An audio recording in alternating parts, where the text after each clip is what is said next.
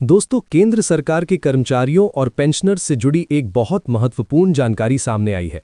राज्यसभा में वित्त मंत्रालय से पेंशन सिस्टम को लेकर कई अहम सवाल पूछे गए, जिनका जवाब सरकार की ओर से दिया गया है। राज्यसभा में सांसद प्रदीप कुमार वर्मा ने केंद्र सरकार से पूछा कि आखिर देश में कितने केंद्रीय कर्मचारी और पेंशनर्स नेशनल पेंशन सिस्टम यानी एनपीएस और ओल्ड पेंशन स्कीम यानी ओपीएस के तहत आते हैं। इस सवाल का जवाब देते हुए वित्त राज्य मंत्री पंकज चौधरी ने महत्वपूर्ण जानकारी दी। सरकार के अनुसार इस समय केंद्र सरकार के कर्मचारियों की कुल संख्या लगभग 50.14 लाख है। अगर पेंशनर्स की बात करें तो 31 जनवरी 2026 तक एनपीएस के तहत लगभग 49,802 पेंशनर्स शामिल हैं। वहीं ओल्ड पेंशन स्कीम यानी ओपीएस के तहत पेंशन पाने वालों की संख्या लगभग 69 लाख बताई गई है। अब एक और महत्वपूर्ण सवाल उठाया गया कि क्या पिछले 3 सालों में पेंशन भुगतान में देरी की कोई शिकायत सामने आई है।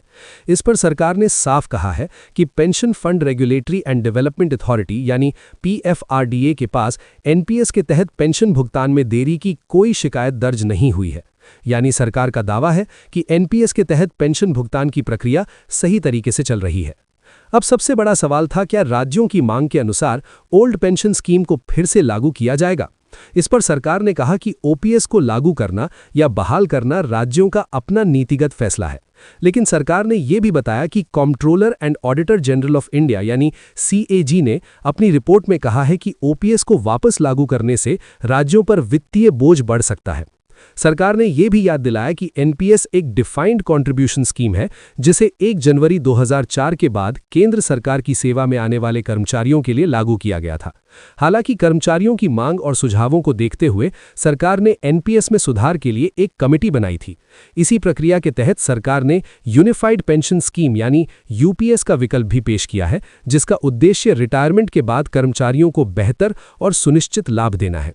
इसके अलावा सरकार ने पेंशनर्स की सुविधा के लिए कई डिजिटल पहल भी शुरू की हैं। अब भविष्य सॉफ्टवेयर के माध्यम से एक single simplified pension application form लागू किया गया है, जिससे पेंशन आवेदन की प्रक्रिया पहले से ज्यादा आसान हो गई है। सरकार ने डिजिटल लाइफ सर्टिफिकेट की सुविधा भी शुरू की है, जिससे पेंशनर्स को हर साल जीवन प्रमाण पत्र जमा करने के लिए दफ्तरों के चक्कर नहीं लगाने पड़ते। साथ ही एनपीएस में लमसम निकासी और एन्युटी की पूरी प्रक्रिया अब डिजिटल कर दी गई है, जिससे पेंशनर्स ऑनलाइन ही अपनी प्रक्रिया पूरी कर सकते हैं। सरकार का कहना है कि भविष्य में भी नई तकनीक और डिजिटल सुविधाओं के जरिए पेंशन सिस्टम को और बेहतर बनाया जाएगा। दोस्तों, केंद्र सरकार के कर्मचारियों और पेंशनर्स के लिए ये जानकारी काफी महत्वपूर्ण है, क्योंकि इससे एनपीएस, ओपीएस और पेंशन सिस्टम से जुड़ी सरकार की मौजूदा स्थिति साफ होती है। अगर आप भी सरकारी कर्मचारी या पेंशनर हैं, तो इस जानकारी को जरूर शेयर करें ताकि ज्यादा से ज्यादा लोगों तक सही जानकारी पहुंच सके।